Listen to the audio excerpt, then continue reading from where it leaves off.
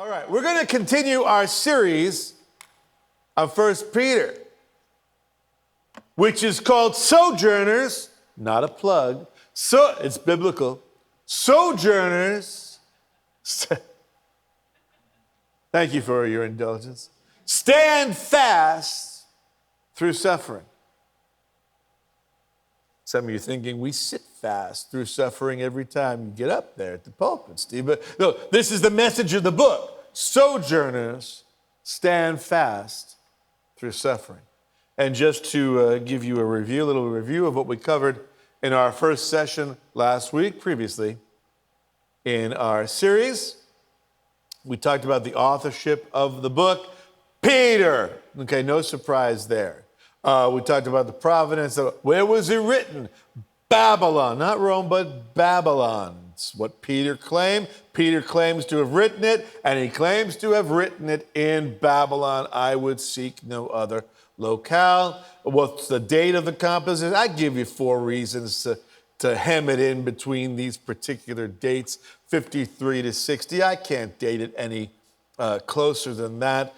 You've got 2/3 of a decade, sometime during that time. When we get to heaven, we'll ask Peter, when exactly was it? Was it in the spring? Was it in the winter? Was it because it was cold outside? You thought you'd write? What happened? Right now, 53 to 60. Who was it written to? We discussed a few choices, but again, taking Peter at his word, he's writing to the believing remnant of Israel, called the diaspora, the Jewish, that's the technical term for the Jewish people, and outside of the land of Israel, has been since the dispersion. Diaspora has been the appropriate term, ever since Babylon. That diaspora, we'll talk about diaspora in a moment. All right. What was the purpose? All right, I'm going to read this for you because this is actually pretty important. If you missed the purpose last week, and it's good to be reminded. Why is people writing? There's not a random collection of thoughts. There's purpose that Peter and his amanuensis, his secretary, Silvanus, Silas, sat down to write this letter to the believers in the dispersion, Jewish believers in the dispersion, in this particular area. So Peter wrote an encyclical letter. An encyclical letter means it goes from here to here. It's meant to circulate. Maybe I should have just simply read an intended circulating letter. I don't know, but that's the term. Encyclical letter. There was a purpose. Why? To encourage first century Jewish believing communities. Where? In Asia Minor. To do what? To stand firm in their faith. Why would they need that message? As they experienced persecution. That's the purpose. What's the theme? The theme we could summarize 5 chapters. Easy to summarize 5 chapters. And sojourners living within a culture that was frequently hostile to their faith, the Jewish believers were to stand firm through suffering, retaining hope and attaining God's glory. How? Through the process of emulating their Messiah. That's 5 chapters in a nutshell. Say, well, okay, you've just given us the nutshell. Why do we need the nut? Because you know it's going to take you months to get through 5. Because the exciting part is the word by word, verse by verse journey. You know, Nissan, that's the car, not the Jewish month. Nissan used to advertise, enjoy the ride. And oh, we do, verse by verse. So buckle up for safety. Enjoy the ride as we explore. We looked at basically 1 verse last week, 1.5 verses. But okay, so the ride's a little pokey on getting started. Okay, we're just getting off the ramp. But we talked about who Peter was. Well, Peter, an apostle of Yeshua HaMashiach, to the chosen sojourners of the diaspora in Pontus, Galatia, Cappadocia, Asia, and Bithynia. Yeah, that's as far as we got. So, but we talked about who Peter was. We talked about what the role of apostle is, what the implications of apostleship for Peter was, that he was specifically, while he had the keys of the kingdom and opened the doors of salvation to every new group, the Jewish and near Jewish, the Samaritans and the Gentiles, first the God-fearers, and then those who had no idea. But Peter opened the keys of the kingdom to each one of the major groups. But he was, as Paul points out in Galatians, theoretically or mostly the apostle to the circumcised, to the Jewish people. Didn't mean that he couldn't go anywhere, he had to go anywhere in ministry. But his major emphasis was to the chosen people. And so we talked about apostle. We talked about to whom he wrote as apostle to the chosen people, that he wrote to the chosen sojourners of the diaspora. Now again, diaspora, very important technical term. First time I heard the term diaspora was in Hebrew school. One of the history textbooks that say, these kids, Donna, have no idea how easy they've gotten off for their bar and bat mitzvah training, okay? When in my day, it was a solid 2 or was it 3 years? I want to say 2.5 years of Tuesdays and Thursdays, 4 to 6 p.m. First hour, Hebrew. Second hour, Jewish history, culture, and anything else that they wanted to throw at us. And one of the textbooks that we had for our history was the Jewish people in the diaspora and, after the diaspora, post-diaspora. I was like, what the heck is diaspora? It sounds like some medical condition. But at that point, and every Jewish kid, this is not something they taught me at Lloyd Road Middle School. This is something I had to learn at Temple Shalom Hebrew School. Every Jewish kid knew that the term diaspora simply meant the Jewish people living outside of the land of Israel. So, to the chosen sojourners of the diaspora, we'll talk about where they are in a second. Let me show you how diaspora is used in the New Testament. Dispersion. So it's referenced in John 7:35. The Jews said to one another, where does this man, Jesus, Yeshua, intend to go that we will not find him? He's not intending to go to the dispersion, the diaspora among the Greeks and teach the Greeks, is he? So that's number one. And readers of John are expected to understand this term. And we also, of course, see it in the neighborhood of 1 Peter, where we see the previous book, James, we see a previous book in James 1:1, it tells us in the same way as Peter writes to the dispersion, James is writing to dispersion as well, servant of God to the 12 tribes in the dispersion or the diaspora, greetings. So James is not limiting his letter to the Jews living in the dispersion of North Asia Minor.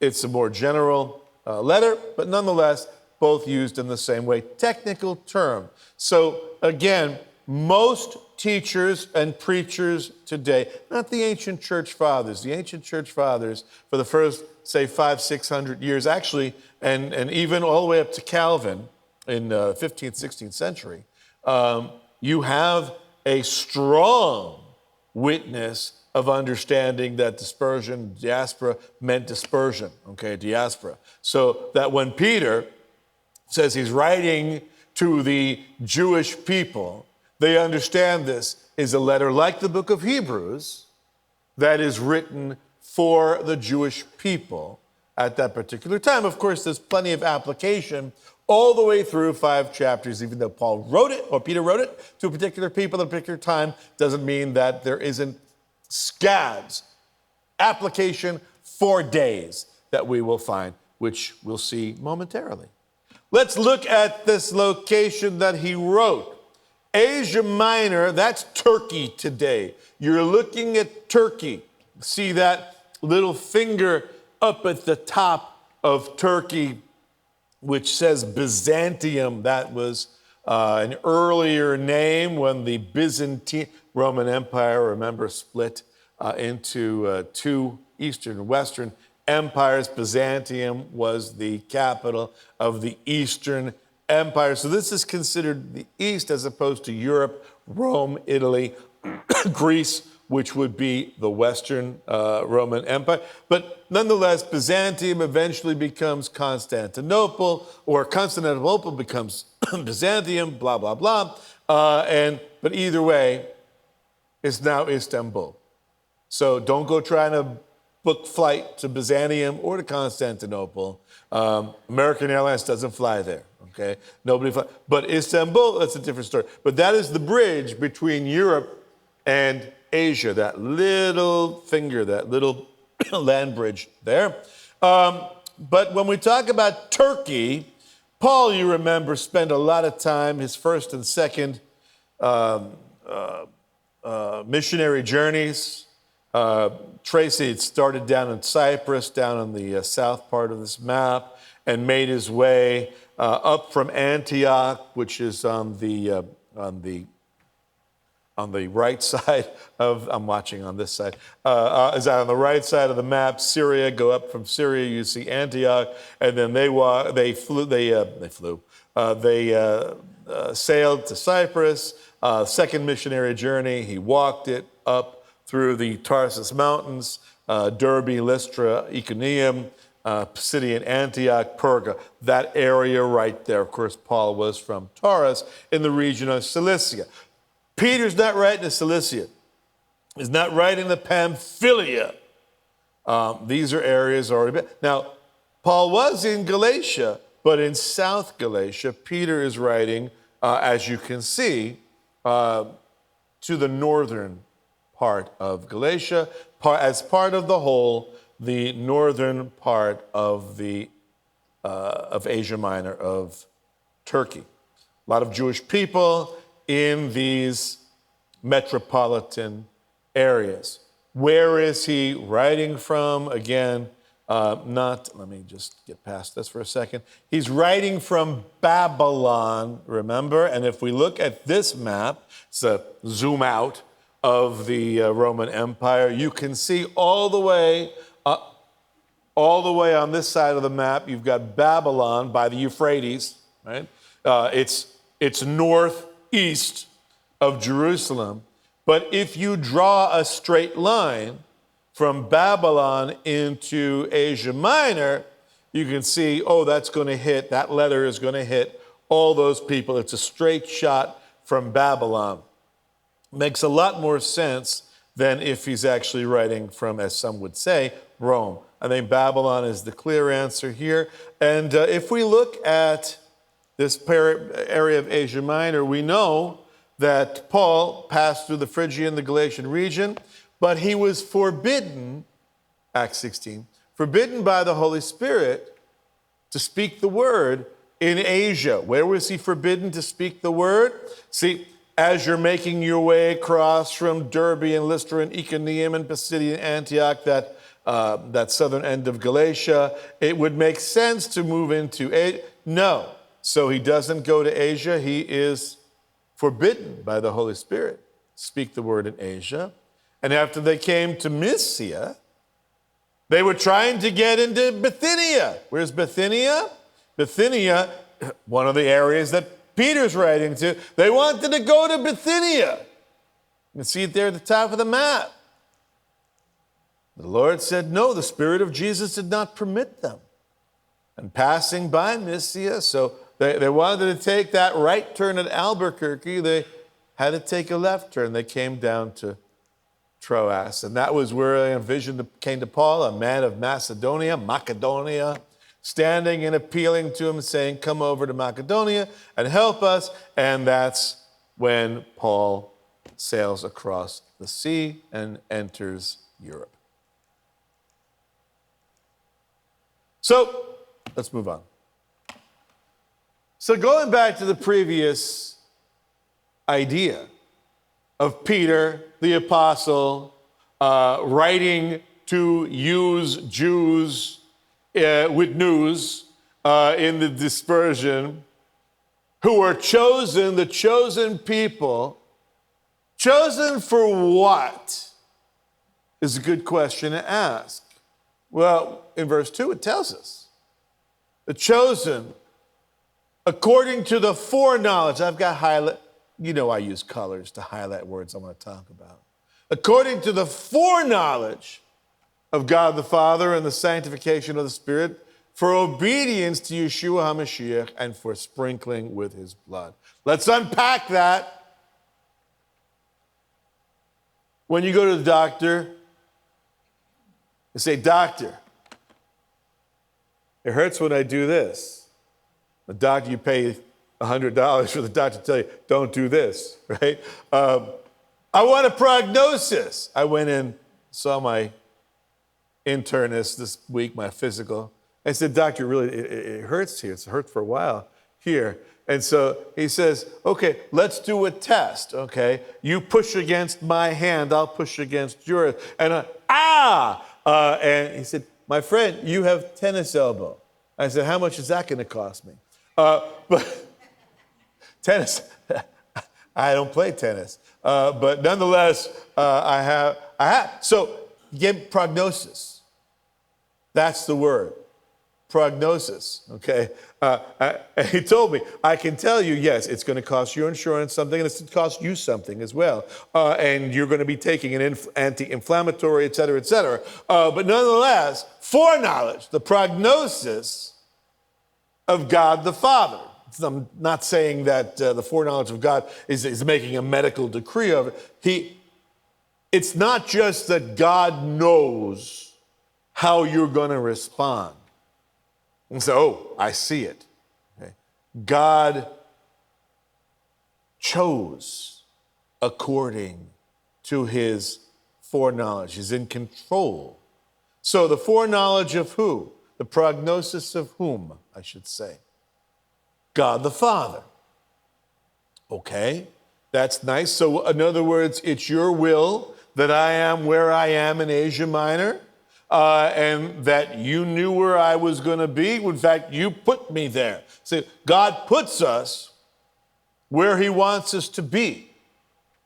God did not simply see that political or economic or cultural circumstances were going to conspire to bring people from California to Texas, right? The people who come from California to Texas have been brought by God himself. They were chosen to come to Texas, being that it is God's country, aside from the Holy Land, of course. For what purpose? By what means? In the sanctification of the Spirit. Sanctification is a $10 theological word. I had a whole course for a whole semester in seminary, a sanctification. I said if it was going to cost me that much, I might not have signed. No, sanctification means spiritual growth in a nutshell, putting it down the lowest shelf.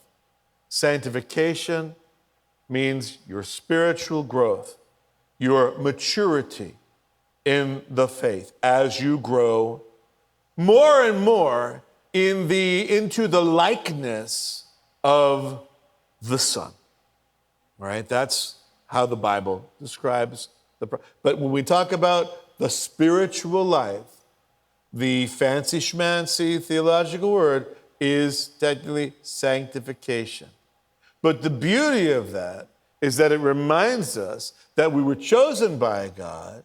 In the sanctification, it means that we will experience spiritual growth, but that spiritual growth is not dependent upon our will, ability, or effort.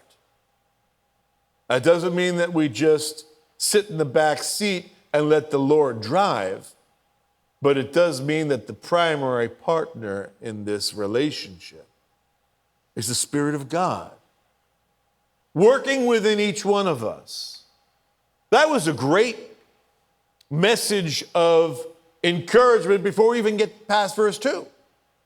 For these Jewish believers who are experiencing persecution, most likely, by the way, first of all, they live in a Gentile culture that's hostile to both Judaism and Christianity, to the worship of one God. Worship of one God seemed very close-minded in that culture. Unpatriotic, antisocial, one might say, to limit yourself to just one God in a society of multi-God worship. But they also would have been experiencing hostility, and I think most of the hostility that they're experiencing is from their Jewish neighbors. Because by this time, certainly from Israel, by the 50s, we have this tremendous outbreak of hostility between the Jewish people and the Jewish believers in Israel. That's why, in fact, many of them wind up in other cities and other regions. But the Jewish community, from certainly the midpoint of the first century, is characterized by hostility to the message of Yeshua being the Jewish Messiah. But nonetheless, their spiritual growth is superintended by the Spirit of God. What is the point of that superintended spiritual growth by the Spirit of God in every believer? For obedience to Yeshua HaMashiach. We don't talk a lot in the evangelical world about the purpose of our being called. We think about the language that we use tells the story, right?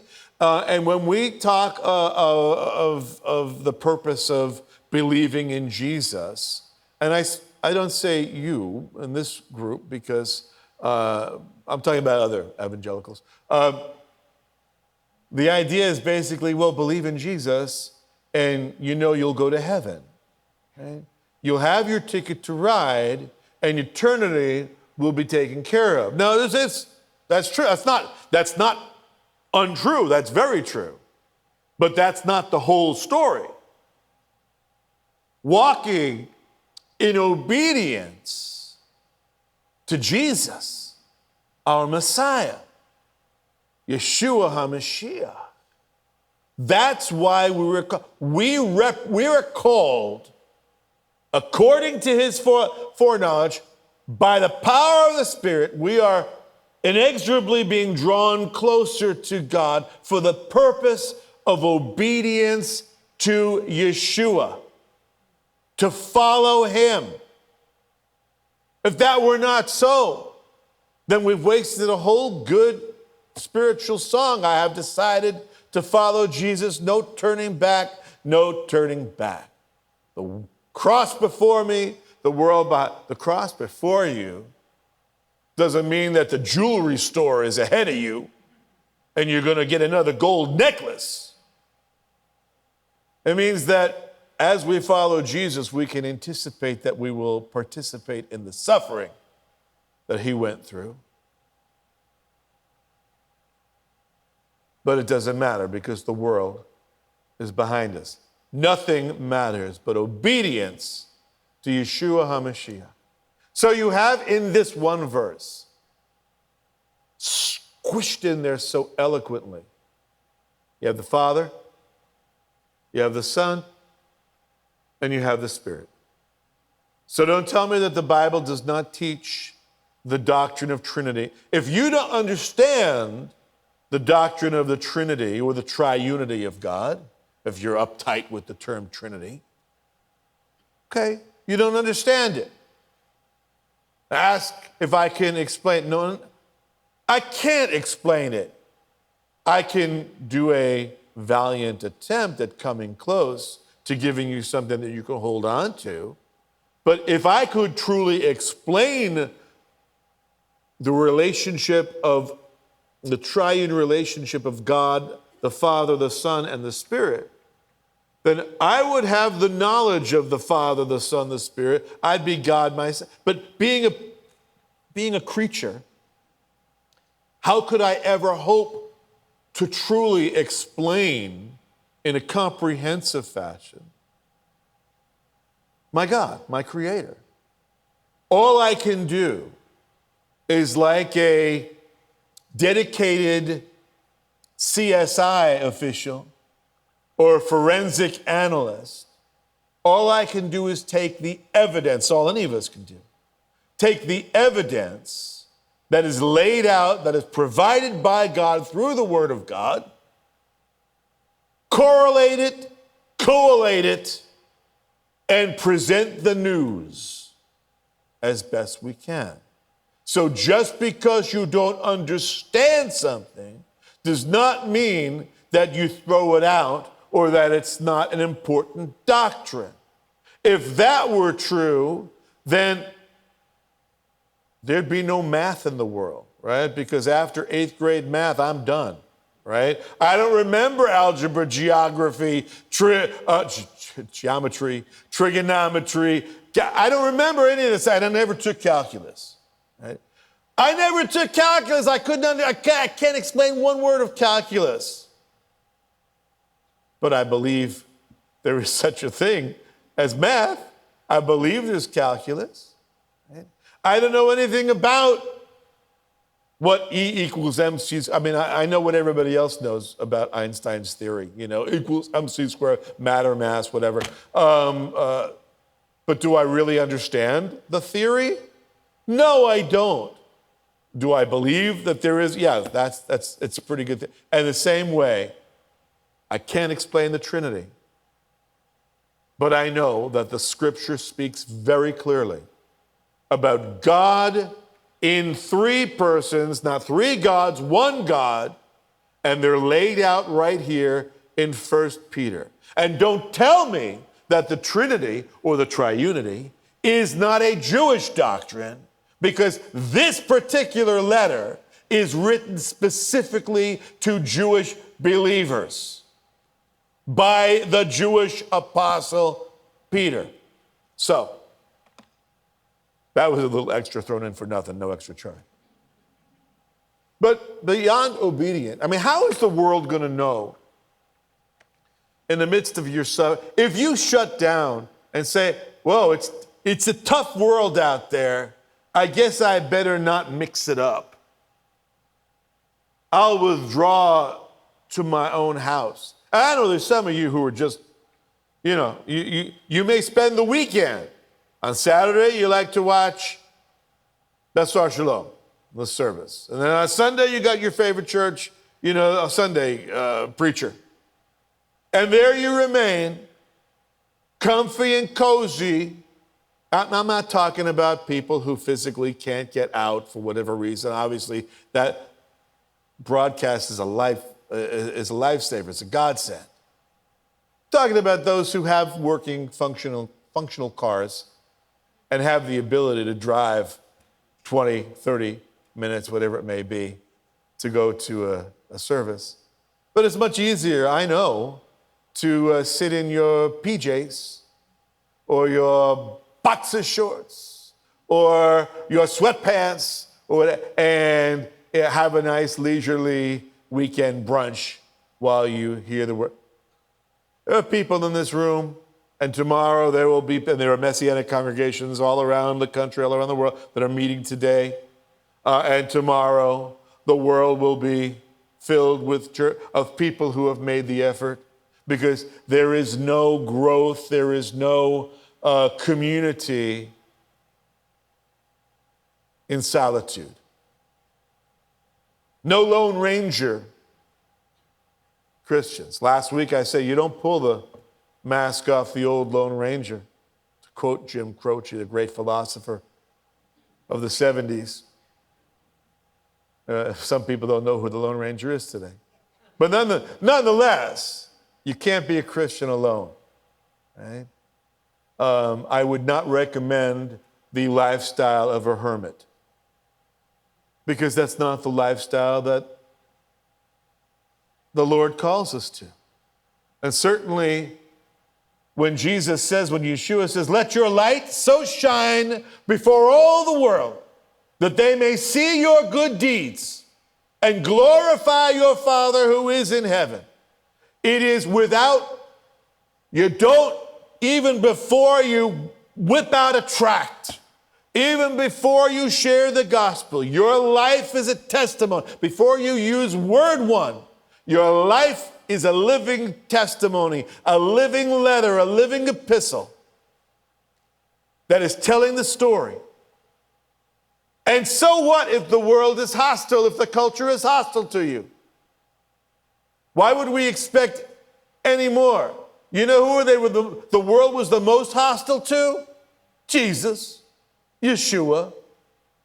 If the world was hostile to him, why should we anticipate that we will have it any better than our master had it? And so it is in the process not only of obedience that we not only grow in sanctification through the Spirit, but we also demonstrate our allegiance. If the world is standing up, putting their hands over their heart, and pledging allegiance to the flag, but you remain seated, or worse, you're not even present in the room when people are pledging allegiance to the flag and to the republic for which it stands. How will we know that you have allegiance to our republic? We wouldn't.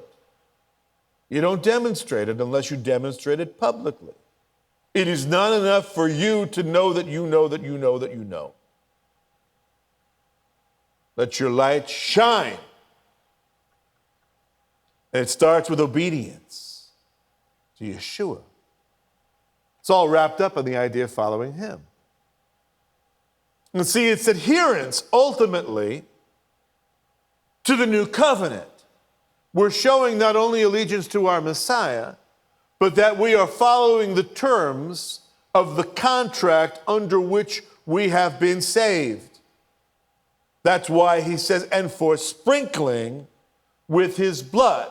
That is a direct reference. Again, if you're clued in to the Hebrew Bible, if you understand, if you're familiar with the lingo, with the language of the Hebrew Bible, of the events of the Hebrew Bible, central events like the inauguration, the ratification of the Mosaic covenant, then you dig this language, sprinkling with his blood. Well, actually, even if you've ever taken communion and ever had somebody read that well, this is the new covenant.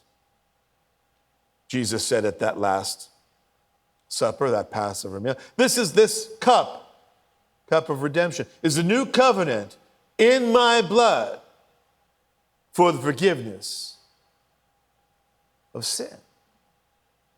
Yeshua himself saying, okay, I'm ratifying the new covenant with my blood. That's a reference to, okay, how are covenants ratified? Well, these kinds of important covenants with God and his people, they're ratified by blood. Going back to the Mosaic covenant, sprinkling with his blood. We have, for example, Peter himself brings this point up in his message to the Jewish people in the at Pentecost in Acts 2. He said, this man, Yeshua, delivered over by the predetermined plan, and there's this word again, foreknowledge, that's why I threw this one in, foreknowledge of God. This is a big issue for Peter. Peter is using this term a lot. Prognosis of God. You nailed to the cross by the hands of godless men and put him to death. So Peter is very clearly telling his audience that God chose you for all the reasons he's laid out there in one little verse. Paul also says the same thing. I got ahead of myself for a second, which is why I'm going back to the scriptures. For those whom he foreknew, he also predestined to become conformed to the image of his son, so that he would be the firstborn among, Jesus, would be the firstborn among many brethren. That's Romans 8:29. We all know Romans 8:28, but we have to remember the verse that follows that. Right? That's why he works all things out for our good. So if you belong to him, then God chose you. He arranged things very nicely so that you would be conformed to the image of his son. Now, and the reason he gives here, Paul gives here, is that, well, so that Jesus would have a big family.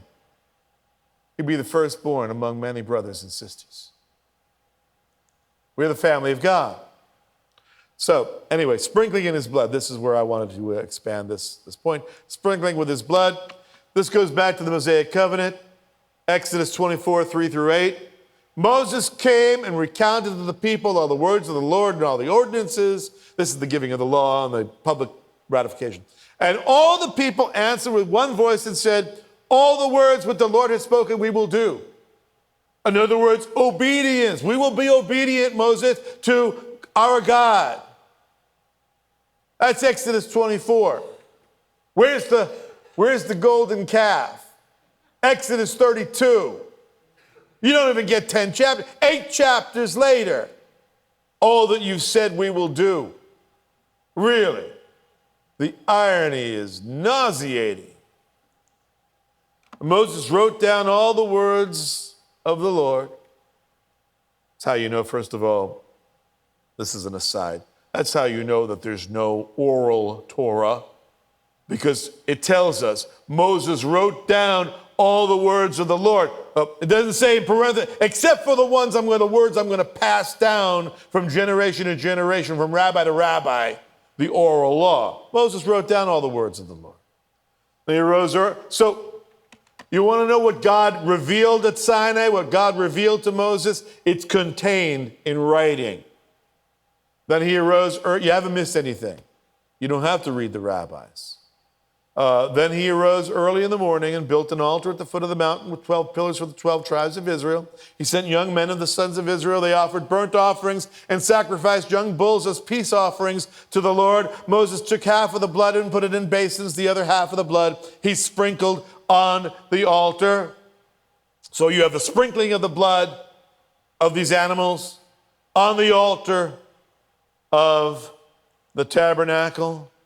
And then he took the book of the covenant and read it in the hearing of the people. And once again, here's that line. All that the Lord has spoken, we will do, and we will be obedient. Okay. If you say so. I know that will be your intent.